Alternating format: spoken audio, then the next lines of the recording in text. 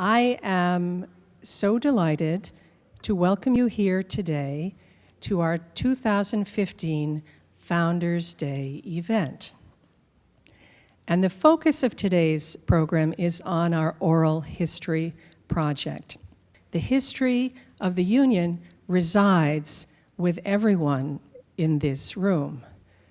The history of the Union is in the heads and the hearts of Local 237 members. I started with the Housing Authority as a maintenance man trainee, and I retired as a resident building superintendent 19 years ago. I did not meet Rocco until we both retired. We're both active with the retiree division, and we work very close together for the Italian Heritage Festival for the past 6 years.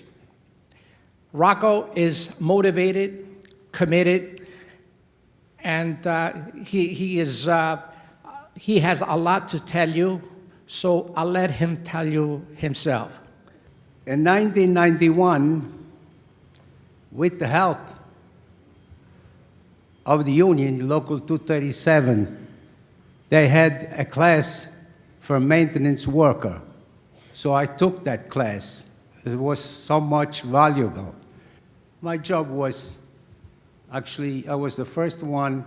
I opened the door and prepared the office of the commissioners that the place was ready to work. Every agency, I think, needs maintenance workers, custodial, motor vehicle operators, they need to function. So I stayed there until 2002. That's when I retired. I'm proud of my union.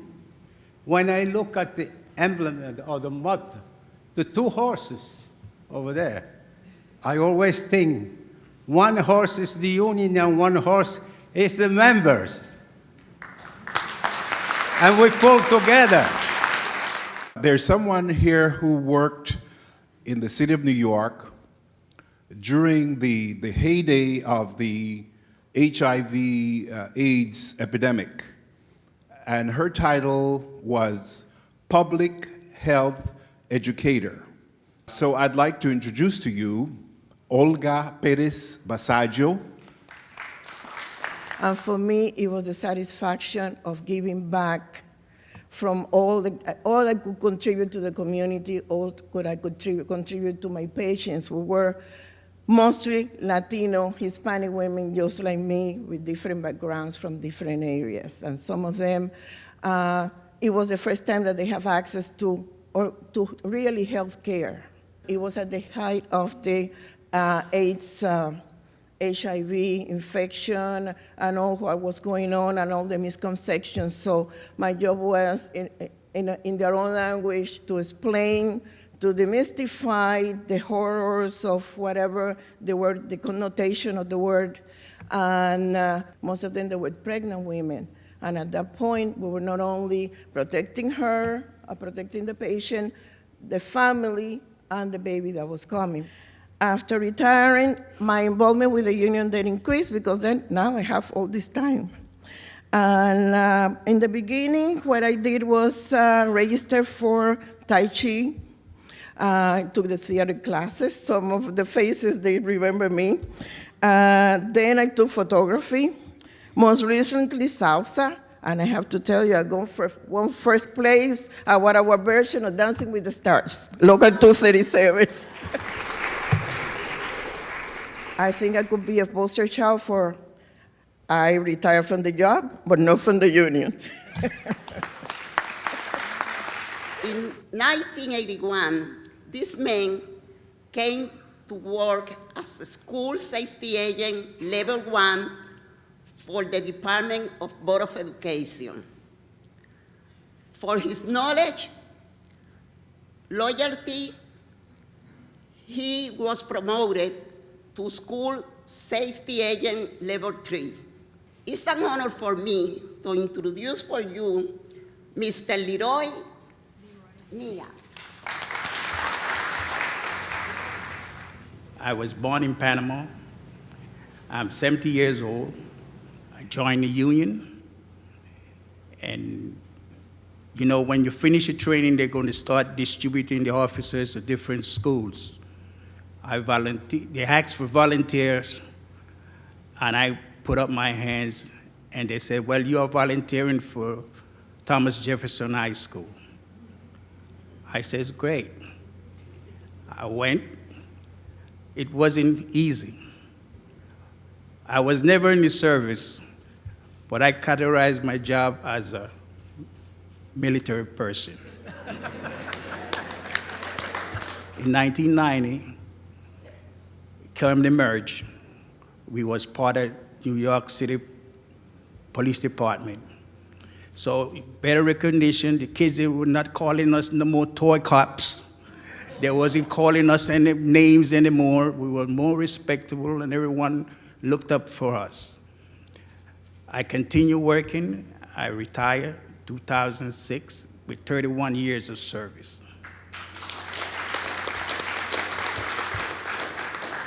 My name's Jack Charlie, and I'm a retired manager. And I would introduce you to Ed Kane. On August 31st, 1975, we both started working for the Housing Authority on the same day. The day they hired us was the week before Labor Day. They made us fill out a leave of absence so they didn't have to pay us for Labor Day. So here I am on 125th Street, staring at these buildings and thinking, I don't know if I want to do this or not. And I was told I had to come out and collect rent and everything, and I said, I really don't know if this is my job. And when I met Mr. Musio, he said to me, oh, are you the guy they sent to replace the guy that never returned? The union was there for us. We fought with the union at times to get what we needed. There was never any kind of a backlash by the union. They worked with us. They knew what we wanted. They showed us how to go about getting it. Before I got here, I was too shy to take a job as a salesman. I said, I can't sell anything to anybody. I'm too shy. Now I think I might be able to sell you to Brooklyn Bridge. And it's been a great, great run. And Jack, thank you.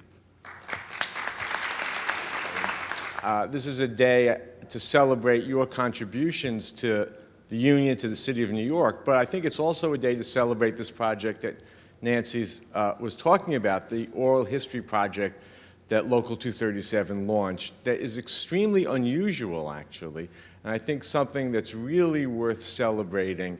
Public employees have come under a fierce attack over the decade and a half since this project started.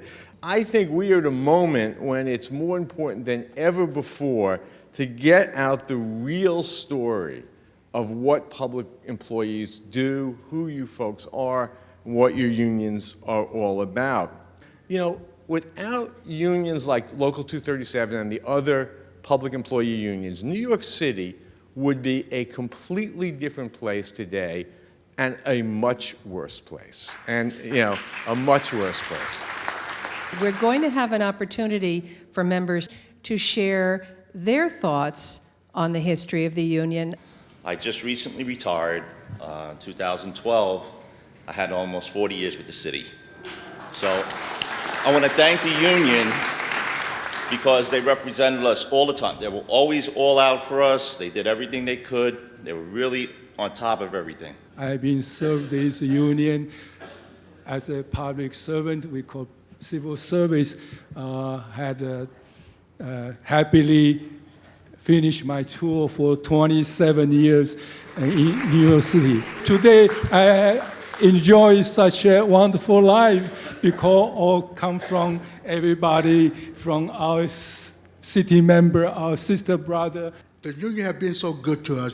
I've been on the job for almost 30 years, and I've been retired for 12 years.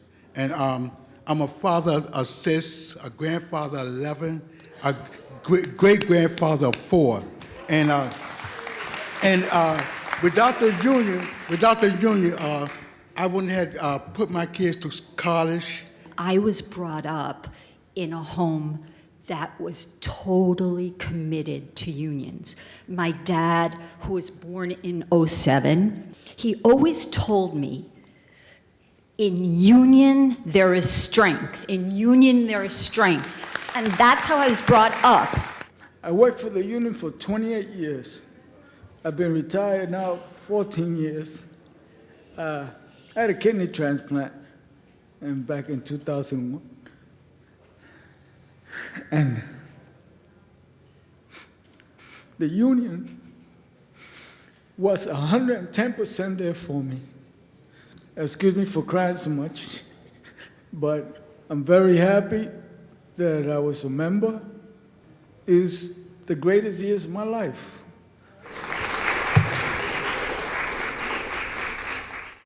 Well, I'm not going to introduce him because I don't think he needs any introduction. He's our friend. He's the controller. He sends out the pension checks. Our controller, Scott Stringer. So that's it, huh? But I wanted to stop by today. One, this is not my first time at this great luncheon. It's a celebration of the people who built this city, who were there during the 70s when the city was on the edge of bankruptcy, and you made sure that this city survived. And you are a strong, proud union. And I also want to acknowledge somebody that I think the city has to say thank you to a lot more.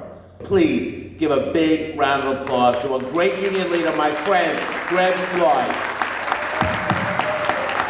Everyone here represents a history worth knowing, and you possess a history filled with important lessons.